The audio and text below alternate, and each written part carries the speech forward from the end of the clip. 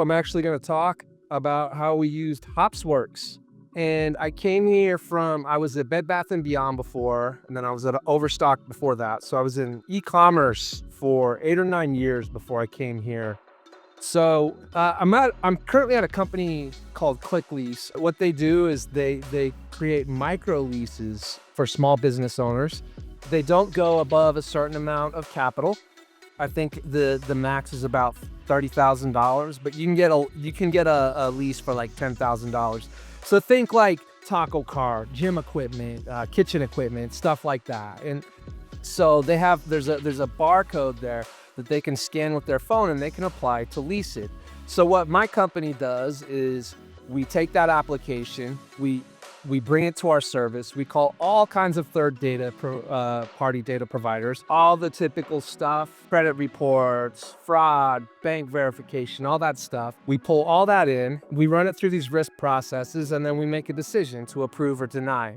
So the online decisioning that we do, we predict the probability of default, we do fraud, pricing of the leases, we do service people with poor credit or no credit. Obviously, when they do that, they charge a little bit more. And there are different rules and regulations for different states, different situations, and we have to log that, we have to account for that.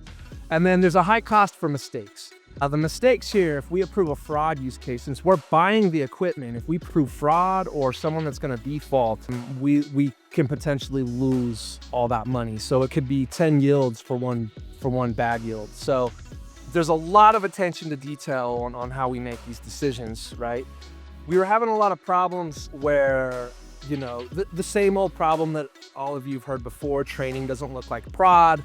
Our process was basically data scientists trained a model, and then they told the devs, hey, we need these features available at request time. They put a fast API endpoint up that called the model, and the devs would get the features. There was no talk about like how to handle null values and things like that, and they would treat them different. We'd have a lot of skew there. We'd have a lot of data contract violations, and it was a bit of a mess, right? The challenges that we had is we have a high number of on-demand features. Latency, it was a problem because we were doing like heavy scan queries. So we had some pretty heavy queries that were running to get these features. The models were coupled to software deployments. The model was attached to the fast API container, and they were all deployed together in the server, and the data parsing logic, the feature transformations, they were all deployed together. It was really hard to manage, right? And it was kind of a microservice architecture, but it wasn't a great microservice architecture. So we couldn't really reuse these features, and we couldn't reuse a lot of the logic. Updating was really, really hard. So why did we choose Hopsworks to handle this? Well, we needed the ability to handle on-demand features. We needed something that had low latency, and I had worked at a company before that had a team in Ireland where we used Hopsworks for a few things, and we had tested it, and I knew that they could serve things fast. I wanted a Kafka plugin because I want to get rid of calling these features down the road. I want those to be topics that are feeding this system, and not a bunch of API calls and database scans.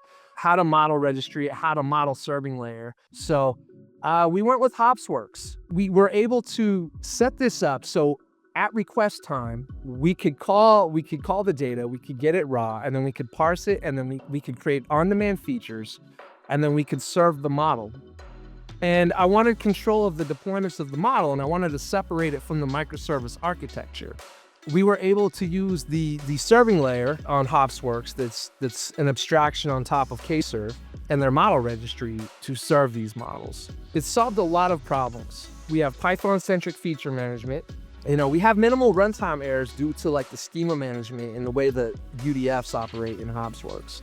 Low latency server calls, built-in prediction logs for monitoring and compliance. Hopsworks is amazing at logging all the features and the score and then backfilling those so we can use them down the road.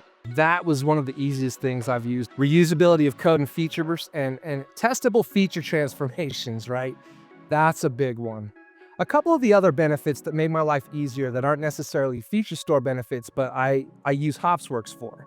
Like I said, we have these microservice architecture. The dependencies are not isolated. The feature logic wasn't reusable, so we just created a service for each model.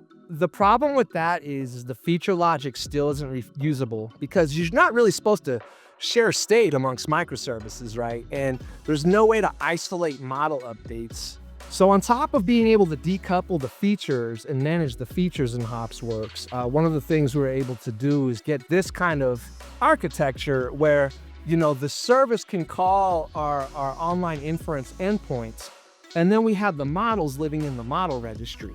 Now, if I need to update the model, I can use the same artifacts. I don't have to create a new endpoint, and I can just update the model, or I can update the artifacts. But this was a huge lifesaver for a team of one that's in charge of platform, deploying the model, building the software that supports the model, and the online features.